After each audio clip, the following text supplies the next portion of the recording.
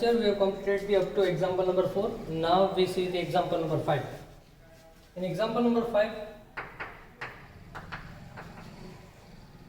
find the points of discontinuity of a following function. Discontinuity point find करवाना है. Discontinuity point.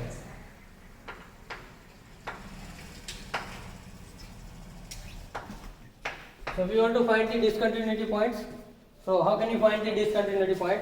First one, let f of x is equal to 1 upon 2 sin x minus 1. 1 upon 2 sin x minus 1.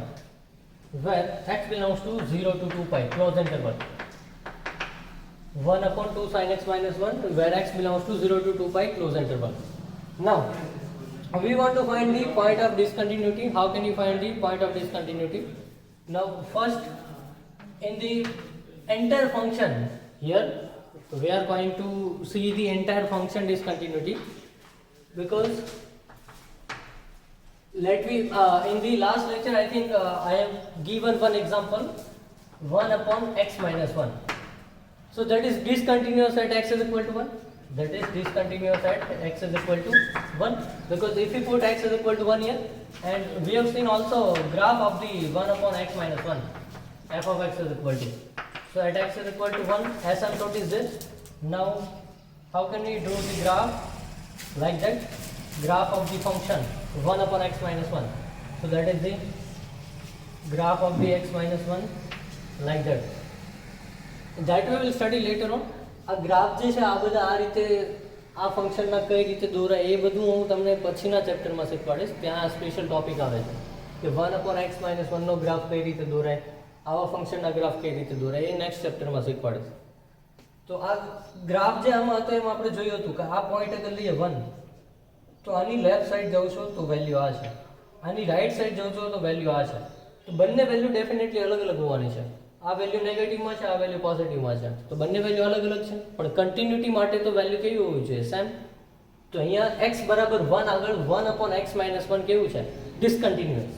So at x is equal to 1 discontinuous છે function. તો એવી રીતે અહીંયા જ આપણને કહે છે ડિસકન્ટિન્યુઅસ છે. એવી રીતે અહીંયા જ આપણને એમ કહે છે કે અહીંયા ફાઇન્ડ કરો આ ફંક્શનમાં કયા કયા પોઈન્ટ ડિસકન્ટિન્યુઅસ હશે.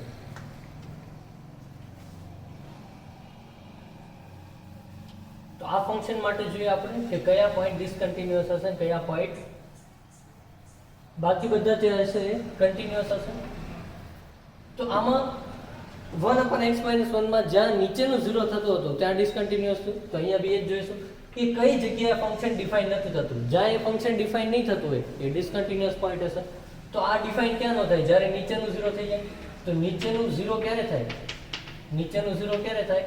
તો કે sin x બરાબર 1 હાફ આગળ થશે. નીચેનું 0 ક્યારે થાય? sin x બરાબર 1 હાફ. હવે આ ઇન્ટરવલમાં sin x 1 હાફ ક્યારે બને? તો sin x પોઝિટિવ કયા કયા કોર્ડિનેટમાં હોય? તો કે first coordinate and second coordinate. તો આ બે કોર્ડિનેટમાં પોઝિટિવ હોય sin x. તો 1 હાફ કયા એંગલ આગળ બને? તો કે π/6 આગળ. અગેન સેકન્ડ કોર્ડિનેટમાં 0 to 2 pi માં છે, તો ફરીથી ક્યાં બનશે? 5π/6 આગળ બનશે. π - π/6. sin π/6 બી 1 હાફ થાય, sin 5π/6 બી 1 હાફ થાય. તો બે વેલ્યુ મળે કઈ કઈ? કે x બરાબર π/6 અને 5π/6. આ બે વેલ્યુ આગળ આ ફંક્શન ડિસકન્ટિન્યુઅસ હશે. આ મે બી આ ઇન્ટરવલ તમને ડિફરન્ટ બી આપી શકે. તમને એમ પૂછાય કે 0 to 4 pi, તો આ સવાલ આ રીતે પૂછી શકે, find the number of discontinuity point in a f of x is equal to 1 upon 2 sin x minus 1 where x belongs to 0 to 2 pi. Then your answer is 2. But if I change the question, if I will give you that question, find the number of discontinuity point of function f of x is equal to 1/2 sin x minus 1 where x belongs to 0 to 4 pi, then answer is 4, not 2. Because in 0 to 4 pi, in a first round you will get 2 points, again in a second round you will get another 2 points, so total 4. But in this case you will get only 2 points, so answer is 2. So at x is equal to π/6 and 5π/6, function is discontinuous.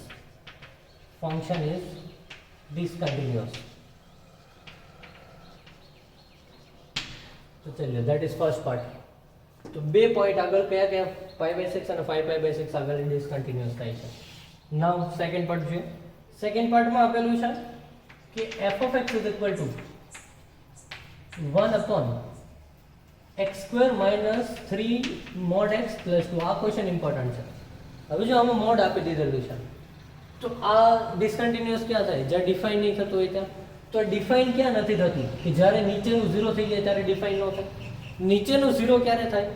તો કે કયા point આગળ આપણે જોઈ લઈએ. x square minus 3 mod x plus 2 બરાબર 0. આ 0 ક્યાં થાય છે આપણે જોવું છે. હવે આ ઇક્વેશન mod x અહીંયા આપેલું છે પણ અહીંયા તો x છે. તો આ ઇક્વેશનને એ જરા આપણે mod x માં કન્વર્ટ કરવું પડે યા ફિર x માં કન્વર્ટ કરવું પડે. બેમાંથી એકમાં કન્વર્ટ થાય. તો અહીંયા આપણે શું કરીશું? mod x માં કન્વર્ટ કરીશું. તો આપણને એક વસ્તુ ખબર છે, હું x સ્ક્વેર લખું કે mod x નો સ્ક્વેર લખું બે સેમ જ થાય. કારણ કે હું -2 નો સ્ક્વેર લખું તો બી 4 થાય, mod -2 નો સ્ક્વેર લખું તો બી 4 જ થાય. તો x સ્ક્વેર ની જગ્યાએ mod x સ્ક્વેર લખો તો કોઈ ફરક નહીં પડે. તો એટલા માટે અહીંયા હું શું લખી શકું? mod x નો સ્ક્વેર -3 mod x plus 2 બરાબર 0. તો હવે જો આ શેમાં કન્વર્ટ થઈ ગયું? mod x માં. હવે હું લેટ્સ સે mod x બરાબર t લઈ લઉં છું તો શું થઈ જશે? t square -3t plus 2. મેં શું કર્યું? mod x ને એઝ્યુમ કરી લીધું t, then I substitute mod x is equal to t. So t square minus 3t plus 2 is equal to 0. તો અહીંયાથી આપણને t બરાબર શું મળશે? 1 અને 2 બે મળશે વેલ્યુ. બટ t શું છે? આપણે તો x ની વેલ્યુ જોઈએ ને. t શું છે? mod x. તો mod x બરાબર 1 યા ફિર mod x બરાબર 2. તો અહીંયા આપણને ખબર છે x બરાબર કેટલા થાય? પ્લસ ઓર માઇનસ 1 mod હોય એટલે. અહીંયા આપણને ખબર છે x બરાબર કેટલા થાય? પ્લસ ઓર માઇનસ 2 mod હોય એટલે. તો આપણને ટોટલ 4 પોઈન્ટ મળ્યા ડિસકન્ટિન્યુઅસના. કયા કયા? તો કે x બરાબર 1 -1 2 અને -2. આ 4 પોઈન્ટ આગળ આ ફંક્શન ડિસકન્ટિન્યુઅસ હશે.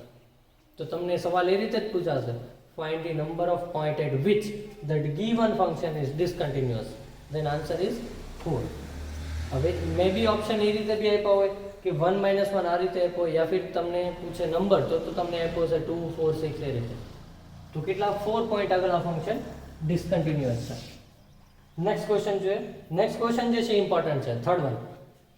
થર્ડ ક્વેશ્ચનમાં આપેલું છે f of x is equal to greatest integer of greatest integer function x minus greatest integer of x minus 1. આ ફંક્શન કઈ જગ્યાએ ડિસકન્ટિન્યુઅસ હશે? સવાલ આવા જ પૂછાવાના છે એક્ઝામમાં. Greatest of greatest integer x minus greatest integer x minus 1.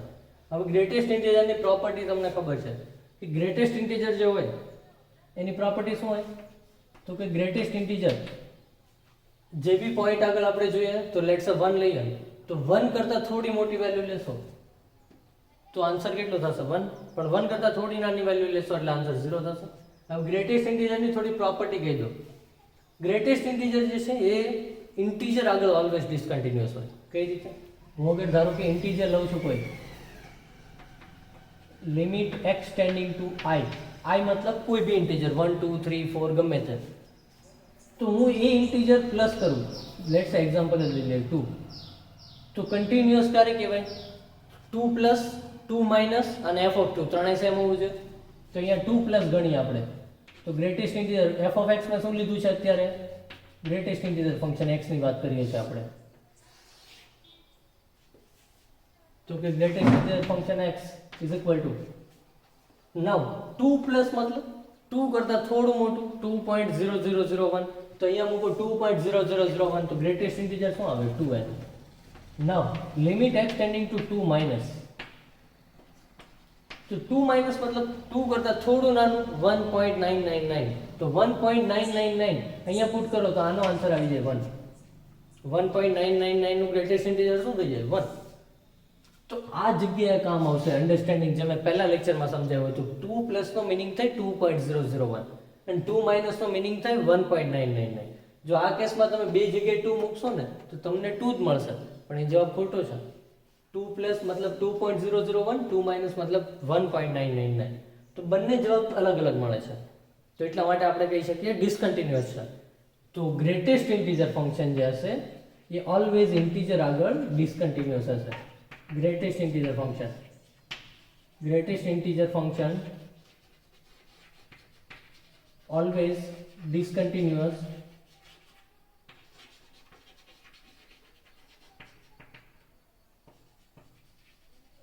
at integer point, at all the integer points.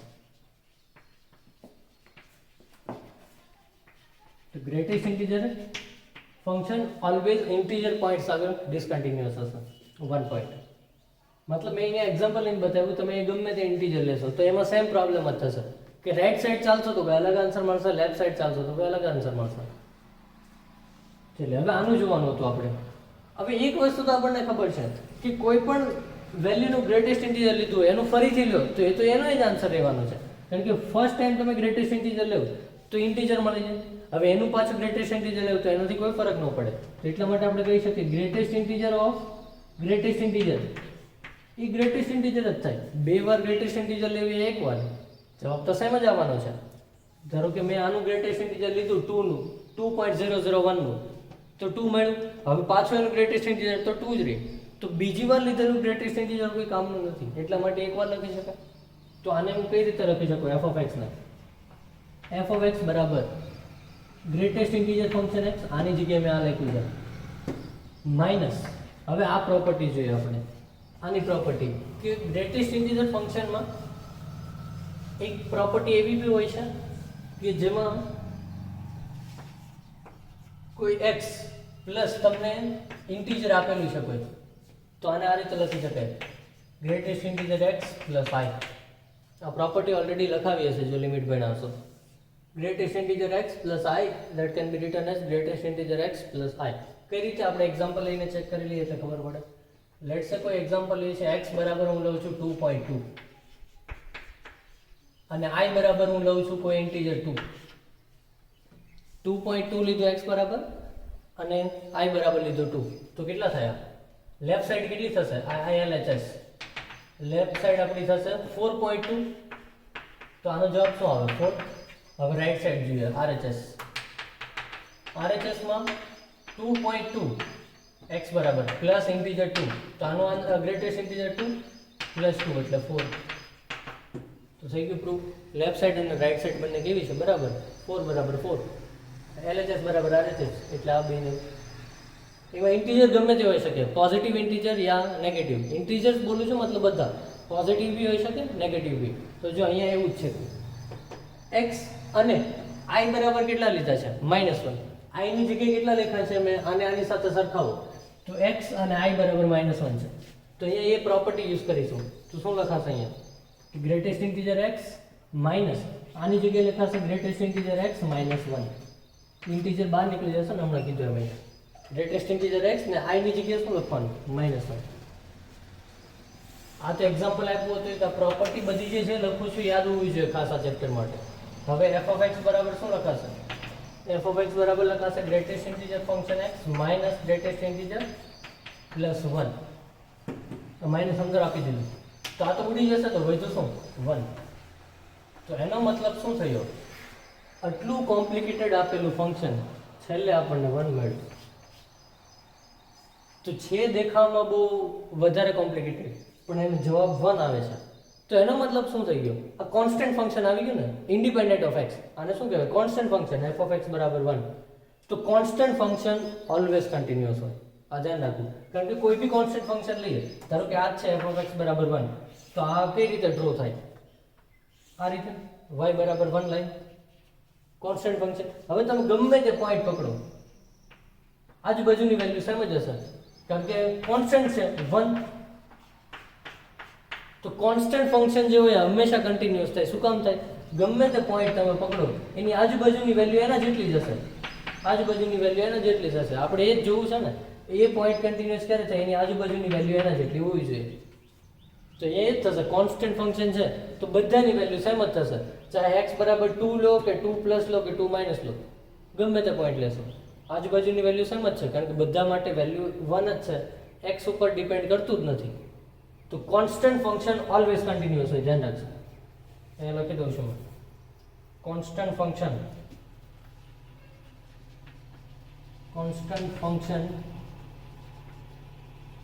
is always continuous. Constant function is always continuous.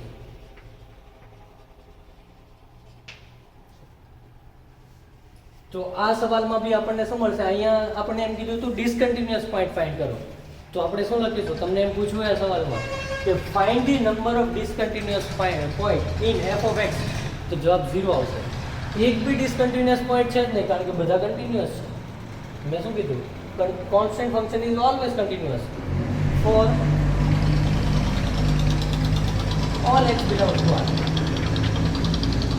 બધા જ એક્સ માટે હંમેશા આ ફંક્શન કેવું હશે? કન્ટિન્યુઅસ હશે. તો કોઈ ડિસકન્ટિન્યુઅસ પોઈન્ટ મળે જ નહીં. તો સવાલ અગર હું એમ પૂછું કે find the number of discontinuous point in function F of x, જવાબ 0 આવશે. ચલો તો એક ધ્યાન રાખજો ખાસ. નેક્સ્ટ એક્ઝામ્પલ જોઈએ. Next example number 6. Example number 6 બી ઇમ્પોર્ટન્ટ છે. નેક્સ્ટ લેક્ચરમાં આપણે સમ બેઝિક આ જે ફંક્શન છે આવા ગ્રેટેસ્ટ ઇન્ટિજરને એના વિશે આપણે ડિસ્કસ કરવાના જ છીએ. પણ અત્યારે થોડા એક બે એક્ઝામ્પલ આગળ જોઈ લઈએ, પછીના લેક્ચરમાં એ થોડા પ્રોપર્ટીઝને એવું ડિસ્કસ કરીશું. Next example number 6. So in example number 6, function given by f of x is equal to x square minus 1 upon x square minus 2 modulus of x minus y minus 1, where x is not equal to 1 and 1 of for x is equal to 1. Discuss the continuity. હવે જે બી સવાલમાં તમને જ્યારે બી એમ કીધું હોય discuss the continuity, એનો મતલબ શું હોય? જ્યાંથી એને બ્રેક કરેલું હોય ને ફંક્શન, ત્યાં જ તમારે ચેક કરવાનું. બાકીના પોઈન્ટ ઉપર તો એ ઓલમોસ્ટ કન્ટિન્યુઅસ હશે જ, પણ તમારે ચેક શું કરવાનું? બ્રેક કરેલો પોઈન્ટ. આ ફંક્શનને બ્રેક ક્યાંથી કર્યું છે? 1 થી. x બરાબર 1 થી. x બરાબર 1 માટે આ, અને 1 સિવાયનો હોય એના માટે આ. તો જ્યાંથી બ્રેક કરે ફંક્શનને, ત્યાં તમારે હંમેશા કન્ટિન્યુટી યા ડિસકન્ટિન્યુટી ચેક કરવાની. તમને એન્ટાયર ફંક્શનની કહી છે કે find the continuity or discontinuity, discuss the continuity of any function. તો આપણે બધા પોઈન્ટ ઉપર નથી જોવાનું. આપણે ક્યાં જોવાનું? ખાલી કે જે પોઈન્ટ ઉપર ડાઉટ છે, તો ડાઉટ ક્યાં છે? બ્રેક કરેલો પોઈન્ટ છે ત્યાં. બાકી તો બધા જે છે એ કન્ટિન્યુઅસ જ હશે.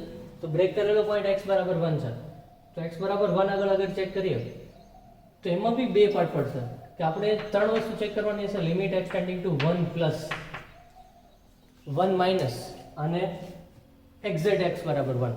તો 1 પ્લસ માટે જોઈએ તો આપણને ખબર છે ફોર 1 પ્લસ પહેલાં અહીંયા લખી દો. આ એક પદ જે છે આને આપણે પહેલાં તો સિમ્પ્લિફાય કરવું પડશે કે ડિટરમિનન્ટ ફોર 1 પ્લસ મતલબ શું થાય? 1.00001, 1 કરતાં થોડું મોટું. તો એના માટે મોડ્યુલસ ઓફ x માઇનસ 1. તો આને અહીંયા પુટ કરો 1.0001 માઇનસ 1 એટલે પોઝિટિવ વેલ્યુ આવે, તો x માઇનસ 1.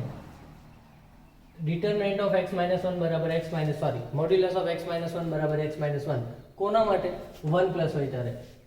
Four 1 minus 0.999. હવે તમે 0.999 અહીંયા પુટ કરો તો આ વેલ્યુ કેવી આવે? નેગેટિવ.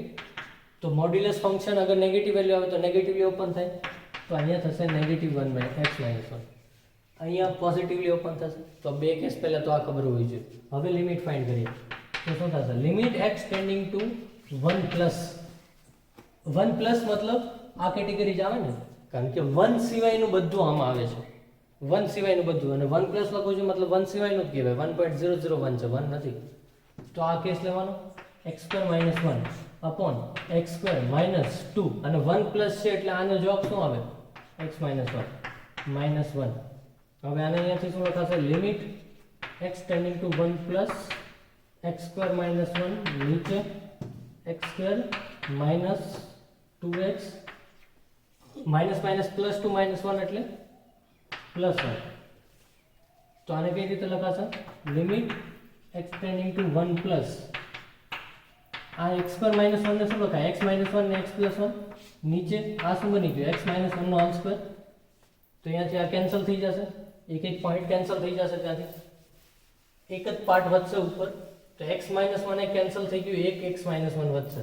એટલે શું આવી જશે અહીંયાથી? Limit x tending to 1 plus x plus 1 upon x minus 1. હવે આમાં 1 પુટ કરો તો જો ઉપર જવાબ શું આવે છે? 2. નીચે જવાબ શું આવે? 0. તો 2 upon 0 મતલબ કેટલા થશે? ઇન્ફિનિટી. તો આપણને અહીંયાથી જ ખબર પડી જાય કે 1 પ્લસ વાળી ઇન્ફિનિટી જવાબ મતલબ લિમિટ એક્ઝિસ્ટ નથી કરતી. લિમિટ એક્ઝિસ્ટ ક્યારે કરી કહેવાય? જ્યારે કોઈ ફાઇનાઇટ આન્સર મળે. ઇન્ફિનિટી આન્સર મળે મતલબ એ લિમિટ એક્ઝિસ્ટ નથી કરતી. તો અહીંથી જ તમારે આગળ નથી વધવાનું, પણ હું તમને અન્ડરસ્ટેન્ડિંગ માટે બીજો પાર્ટ ગણીને બતાવીશ. અહીંથી જ તમારે આગળ નહીં વધવાનું એક્ઝામમાં કે ભાઈ એક જ લિમિટ આપણે ગણી એ જ એક્ઝિસ્ટ નથી કરતી. તો ડિસકન્ટિન્યુઅસ પોઈન્ટ હશે x બરાબર 1. મેં તમને પહેલા લેક્ચરમાં કીધું હતું કે ડિસકન્ટિન્યુટી કેટલા ટાઈપે આવી શકે. લિમિટ એક્ઝિસ્ટ કરતી હોય અને બંને વેલ્યુ સેમ હોય, અને ત્રીજી વેલ્યુ સેમ નહીં હોય. લિમિટ એક્ઝિસ્ટ કરે છે પણ બંને વેલ્યુ સેમ નથી. લિમિટ એક્ઝિસ્ટ કરતી જ નથી, એ આ કેસ છે કે લિમિટ એક્ઝિસ્ટ કરતી જ નથી તો વેલ્યુ સેમ હોવાની વાત જ અલગ છે, ત્યાંથી જ અટકી જવાનું છે. બટ આ તો તમને અહીંથી ગણાવું છું મેં બીજો પાર્ટ આગળ કે limit x tending to 1 minus. અહીંથી જ તમારે ડાયરેક્ટલી લખી દેવાનું કે x બરાબર 1 આ ફંક્શન ડિસકન્ટિન્યુઅસ છે. બીજો પાર્ટ આપણે અન્ડરસ્ટેન્ડિંગ માટે ગણીએ છીએ ખાલી.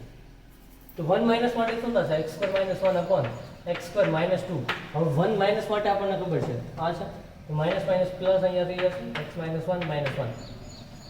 તો કેટલા બની જશે? Limit x tending to 1 minus x minus 1 into x plus 1. નીચે કેટલા થાય? x square plus 2x minus 2 અને માઇનસ 1 એટલે કેટલા થઈ જશે? માઇનસ 3. હવે આમાં 1 પુટ કરીએ તો જવાબ શું આવશે? ઉપર 0 થઈ જશે અહીંયા, એટલે 1 માઇનસ અહીંયા નીચે કેટલા થઈ ગયા? x square minus minus plus 2 અને આની જગ્યાએ આપણે શું લખવું પડશે? માઇનસ x માઇનસ 1 1 માઇનસ માટે એટલે minus minus plus 2 x minus 1 ને માઇનસ 1 માઇનસ 3 અને અહીંયા 1 પુટ કરશો એટલે અહીંયા કેટલા થશે? 1 પ્લસ 2 આ 0/0 ફોર્મ બને છે. અહીંયા કેટલા બની જાય છે? 0/0 ફોર્મ, કારણ કે x સ્ક્વેર માઇનસ 1 જો 1 પુટ કરો એટલે 1 માઇનસ 1 0, નીચે 1 પુટ કરો 1 પ્લસ 2 માઇનસ 3 0/0 ફોર્મ બને. એટલે આને લોપિટલ લગાવવું પડશે. તો લોપિટલ લગાવીએ તો કેટલા થાય? ઉપર 2x નીચે કેટલા થશે? 2x પ્લસ 2 અને 3 નું 0. હવે x બરાબર હવે 1 પુટ કરો તો કેટલા થાય? 2 નીચે કેટલા થાય? 4 એટલે આન્સર કેટલો આવે? 1/2. અને એક્ઝેક્ટ આપણને f(1) કેટલો આપ્યો છે? 1/2. પણ આ બે તો સેમ છે પણ ત્રીજી લિમિટ જે છે આપણે ગણી હતી એ એક્ઝિસ્ટ નથી કરતી. Here f(x) is discontinuous at x is equal to 1 because limit x tending to 1 plus does not exist.